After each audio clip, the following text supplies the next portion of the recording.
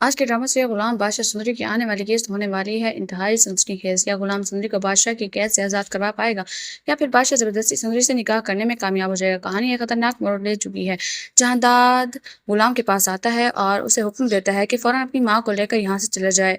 वो उसे खबरदार करता है कि बादशाह उस वक्त उसके खून का प्यासा है, लेकिन गुलाम साफ इनकार कर देता है और कहता है कि वो सुंदरी को छोड़कर कहीं भी नहीं जाएगा।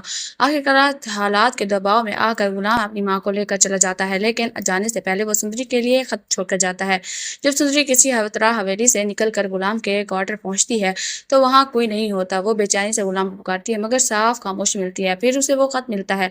खत में गुलाम लिखता है कि वो मजबूर है, लेकिन वो जल्द वापस आकर उसे ले जाएगा और सुंदरी से कहता है कि हिम्मत न हारे और बादशाह का डट कर मुकाबला करे। ये पढ़कर सुंदरी टूट जाती है और वो रोते हुए कहती है, गुलाम तुम मुझे किसके रहमो करम पर छोड़ गए हो। इधर हवेली में हालात मजीद खराब हो जाते हैं। बादशाह वो खत पढ़ लेता है और गुस्से में आकर फैसला करता है कि वो सुंदरी को आज ही से निकाह करेगा।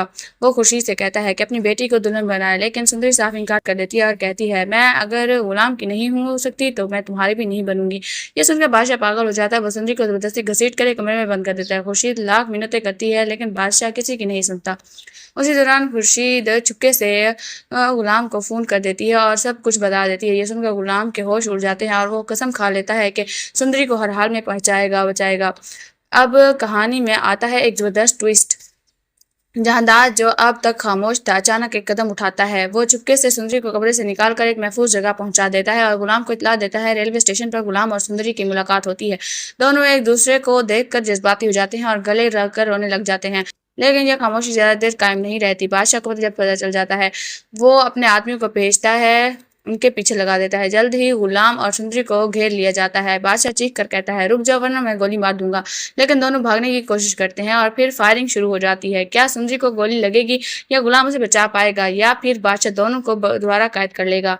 और सबसे बड़ा सवाल, जहांदाद की खामोशी के पीछे क्या राज है। क्या वो वाकई गुलाम का साथ दे रहा है या कोई बड़ा खेल खेल रहा है। इधर कुर्बान अली भी खामोश नहीं बैठेगा। क्या वो बदला लेगा, क्या हवेली में एक और खून खराबा होगा।